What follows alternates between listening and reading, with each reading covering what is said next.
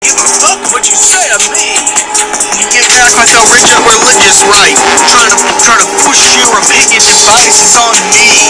You scared? Who cares? Who cares?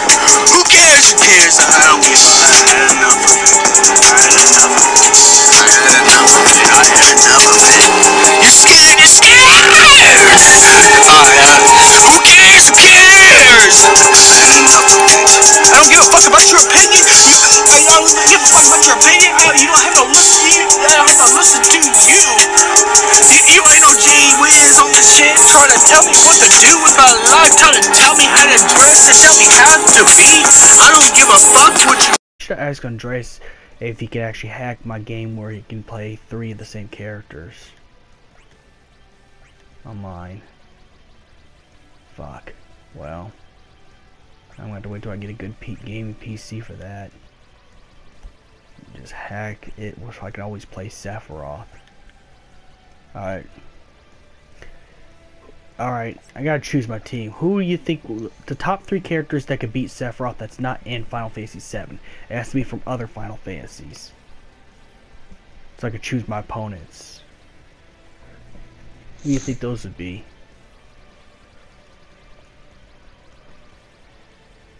Top 3 characters that could beat Sephiroth that's not from FF7. And it has to be in this game, of course. Has to be in Dissidia. Yeah. Or Kefka, because Kefka can just blow up the world. True. Okay, so Kefka, next one.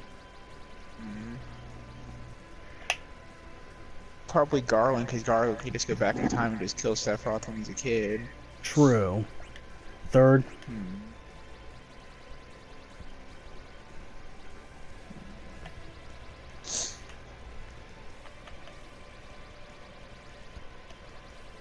Probably Noctis, because he could do fucking. Oh yeah.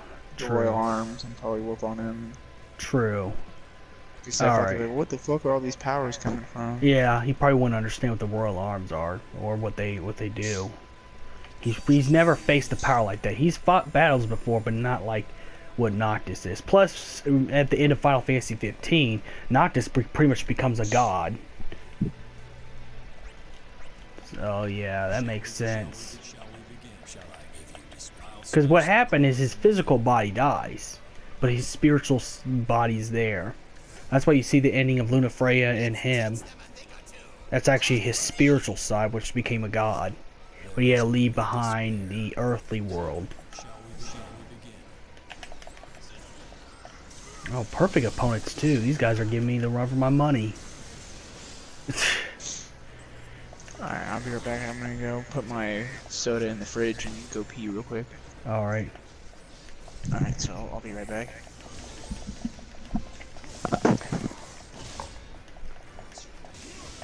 I'll probably give me another Pepsi after this.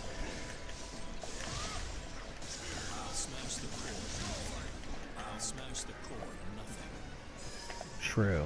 But yeah, it can't be from anything from 7. Just to make it fair. It has to be from the city in the original game, so no spin-off characters, which makes a lot of sense. That way it's a fair list. Spin-off characters, that the problem with the spin-off series in this game is that they can make up rules on the spin-off games, like such as Whis' power level in Dirge of Cerberus when he's fused with Omega, even though the boss fight was super easy, or Venegun with Shurian. They can easily, and then with Caius, they can make up stuff in spin-off games. So we need characters to be based off the rules. So that's why I chose at least these characters, which makes a lot of sense. And Noctis can get away with it because he is a main character of a main title game, no spin-off. And this is before he gets his future self powers. So this actually makes a whole bunch of sense of how these characters can actually end up beating Sephiroth in the end. which makes it fair, and that's why I said no 7, because it would be unfair because Cloud already beat Sephiroth. And like I said, I want to make it diverse with other Final Fantasy, so other Final Fantasy characters that can actually beat Sephiroth. And actually, Kefka is actually a good one because he blew up the Earth in his world, and pretty much has the same kind of final form as Sephiroth does, which they mirror each other out. You know. Garland, yeah, time travel. Time travel, you could just pretty much rewrite rules the way you want. Technically, he could have beat Warrior Light if he would have actually just went back in time and killed him instead of fusing with the Fiends. That way, he would have won. But I know for plot points, they actually made Garland, you know, do that just to keep Warrior Light alive because, well, they have to have the main character to beat the villain in the main series, because even if Final Fantasies have bad endings, you know, there's not one villain that won except for Caius. Well, and also Arden if you really think about it. So I think Garland's a good choice based off the fact that his capabilities with time travel, if he would have used it for that instead of fusing with the Fiends. And then also the fact that Garland becomes Chaos, so... But we're not going to bring the 4 Fiends in this because they're side characters, like I said. So we're just going to have Garland by himself go back, murder Sephiroth before, or murder Lucretia before Sephiroth was conceived. Thus, Sephiroth wouldn't exist. You know. And stop anyone who would stop it from happening.